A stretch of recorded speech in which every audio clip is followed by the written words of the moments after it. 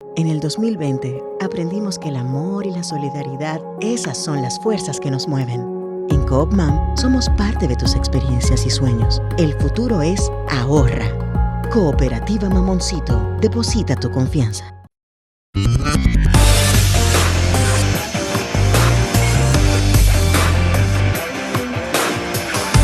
Desde la República Dominicana soy Ivonne Ferreras. Aquí estamos, es lunes, iniciamos la semana. Ya agotamos, señores, la cuarta semana de este mes de febrero, un mes bastante corto, el mes de la patria, dicen algunos. Y hoy más que nunca reivindica la patria de algunos que de manera distorsionada el tema y las situaciones que tenemos con Haití la ven desde una perspectiva, y la preocupación es válida, digo yo, pero de una perspectiva diferente. Aquí se habla de invasión y aquí no se trata de invasión. Y yo, la referencia que estoy haciendo es que la información del día indiscutiblemente es la del muro o la de la verja perimetral, que hoy ha convocado la atención de mucha gente, incluso algunos conservadores que parece como que quieren irse ahí al bando, ¿no?, de la estrategia del presidente Luis Abinader. Por eso nosotros probablemente veamos un linchismo que en estos días esté ahí montado en la patana. Pero bueno, el tema del muro, mira, por un asunto de principio yo estoy en contra del muro, por un asunto de principio. Y sobre todo en tiempos donde el tema, como hemos repetido en muchas ocasiones, de los desplazamientos de la gente procurando condiciones y calidad de vida, sobrevivencia en muchos casos, cada vez toma mucho más cuerpo. No solamente nosotros que compartimos una misma isla y esa frontera, sino yo digo a escala planetaria, eso se está dando y eso es un problema. Pero es un problema que tiene una naturaleza distinta. Aquí ciertamente yo creo que tenemos una situación con Haití. Y es verdad que tenemos una situación en la frontera. Y no es menos cierto que nosotros no podemos asumir en un país con la pobreza que tenemos 11 millones más que serían los haitianos que están sumidos en la extrema pobreza. Eso es cierto. Pero eso es una cosa, y la otra cosa es cuál ha sido la actitud que ha asumido República Dominicana, los gobiernos, las autoridades históricamente respecto al tema migratorio. Eso es una cosa, y otra cosa es muy distinta, qué es lo que ocurre en la frontera y si esa verja perimetral o ese muro, como muchos prefieren, precisamente los que tienen un bloqueo atravesado en el cerebro, prefieren llamarle, se van a resolver no solamente en términos de freno de la migración, sino también de los negocios y de los tráficos que se hacen ahí en la frontera. Para eso, ¿cómo nosotros vamos entonces a poner? ¿Cuál es el muro que vamos a colocar? El muro entre la manipulación, el muro entre los empresarios que traen, que trafican, que negocian, el muro entre el tema de los impuestos, el muro entre el tema de la aduana, el muro entre el tráfico de todo, que no solo de seres humanos, que sabemos que siempre han ocurrido ahí en la frontera.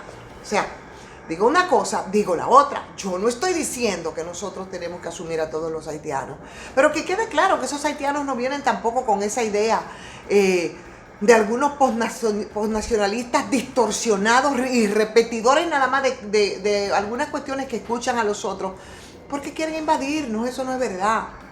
Vienen porque necesitan sobrevivir, como sobrevivir necesitan muchos otros países empobrecidos a escala mundial, por la concentración de las riquezas en un porcentaje mínimo de la riqueza global por encima de lo que ocurre con el resto de la humanidad.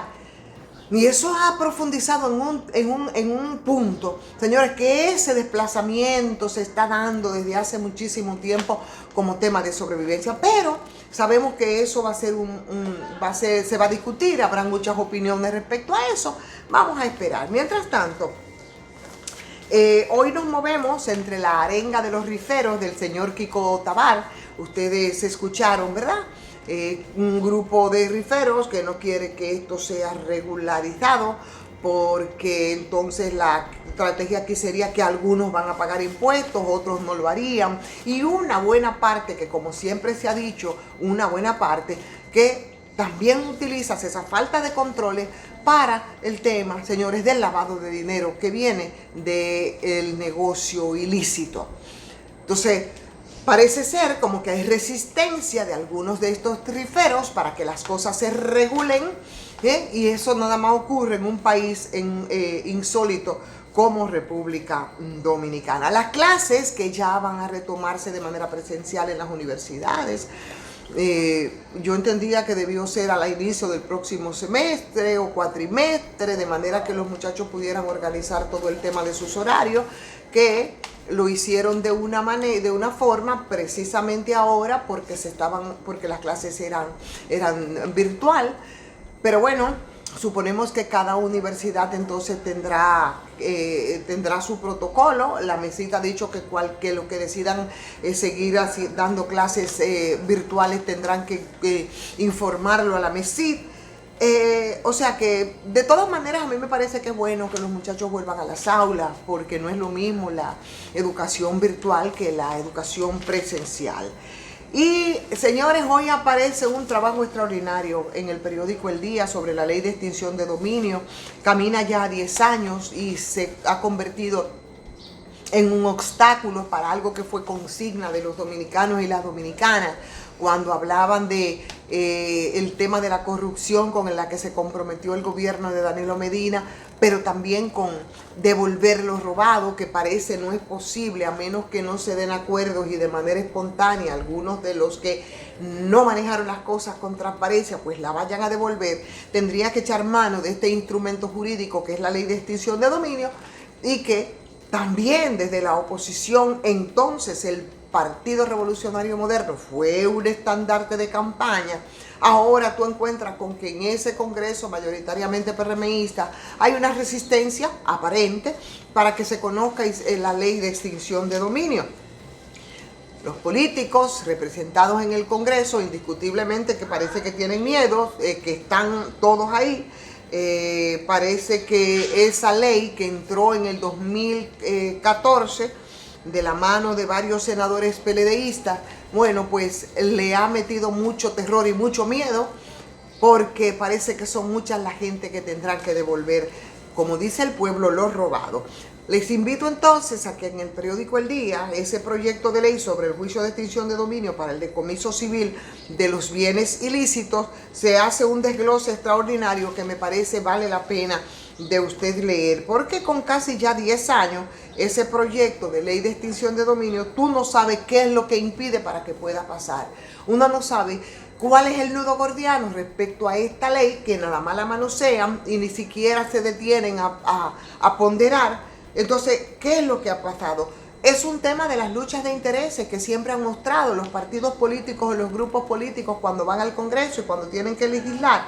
Es una falta de voluntad política o de conocimiento respecto a que, señores, aquí la gente, eso fue una demanda que fue una especie de derecho asumió como un derecho suyo, y la gente y esta sociedad ha cambiado y no va a parar hasta que aquí los casos de corrupción se sigan conociendo, y por supuesto como consecuencia muchos de esos dineros que fueron sustraídos desde las funciones públicas también se ha devuelto a la gente. Entonces podrán apostar a estar manoseando una ley en el Congreso, llevándola, trayéndola, como ha ocurrido durante 10 años, como ocurrió por ejemplo con la ley de partido, la ley electoral, porque aquí todo es a partir de los intereses de los grupos, pero por supuesto, no van a poder manosear ni echar a un lado esta sociedad dominicana que hace mucho tiempo que cambió, y con eso difícilmente van a poder. Y la gente está clara, muy clara, señores, en que hay que recuperar los bienes ilícitos que son del interés nacional, y que mediante ese decreto, el 2221, que declaró de interés nacional la recuperación de los bienes y de los fondos y los valores distraídos del patrimonio, habrá que darle forma, y la ley de extinción de dominio en algún momento tendrá que ser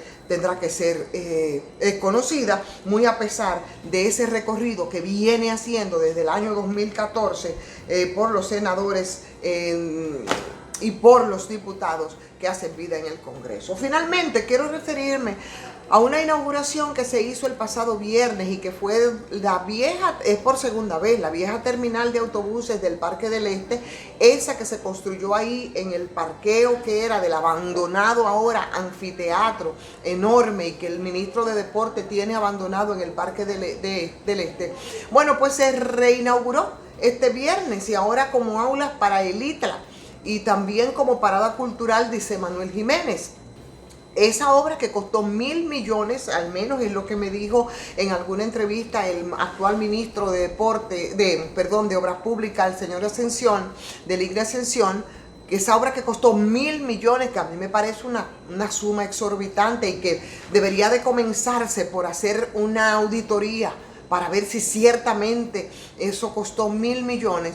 Ahora, bueno, pues bien, me parece que si nos costó tanto dinero, digamos que no vamos a pedir que simplemente se abandone o sea demolida, vamos, digamos que no, digamos que se le dé un uso y que se le dé un uso adecuado y que para la formación de los muchachos y muchachas podría ser un buen uso, pero eso quita que las razones por las que se estaba protestando para que no se levante la terminal de autobuses, además del tema medioambiental que era prácticamente un ecocidio, que se volaran todos los procedimientos, como era la desafectación del terreno, como era vistas públicas para que la gente y se consultara a la comunidad, como fue el estudio de impacto ambiental. Se cambió ahora el tema del uso de suelo, el permiso, para que esto, en vez de un adefesio tirado, que yo no quiero que se confundan, que ahora se le daría uso en la docencia a nivel técnico de los muchachos, y me parecería muy bien, pero se hizo esos procedimientos que tanto se criticaron en el pasado,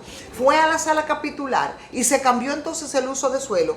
Quiero decir, señores, que lo que nosotros criticamos tanto no podemos reivindicarlo ahora, y me parece que con esto a mí me sorprendió. Yo no sabía que se iba a hacer esa reinauguración, mucho menos que eso iba a ser, bueno, la semana pasada simplemente se anunció, se iba a convertir en aulas del ITLA, que puede estar muy bien, podría estar muy bien, no es lo que estamos criticando, como no criticábamos antes que se hiciera un descongestionamiento del tránsito con las paradas de autobuses, pero no en ese lugar. Entonces, igual ahora decimos, justamente todos los temas que nosotros cuestionábamos antes, los estamos reivindicando ahora. ¿Por qué no hacemos las cosas de manera correcta? Háganlo usted correcto, señores. Y denle like a esta transmisión, compártanla, opinen. Gracias a Sardinas de Mar, muchísimas gracias a la cooperativa Mamoncito. Y por supuesto, vamos a suscribirse. Quienes no lo han hecho, háganlo también a patreon.com. Soy Ivonne Ferreras.